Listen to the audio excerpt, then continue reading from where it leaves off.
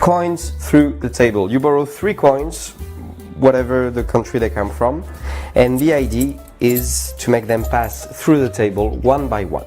Okay? Of course, on every table, nobody does it, but there is an invisible hole right here for this one. And the idea is going to make the coin go through the table one by one.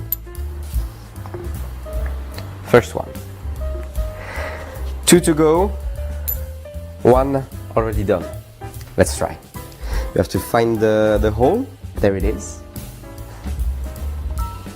1, 1, 2, and the second one. The last one is always the best, because you've seen it happen 2 times and you're sure that you're not gonna get full for the third one. What? Oh no, there is 1 here and 2 there, okay? Look. 1, 2, 3. And that's 1, 2, and 3. Of course, the coins are completely normal, ungimmicked. You can check them, you can borrow them, the table can be examined on the top, under, nothing to see.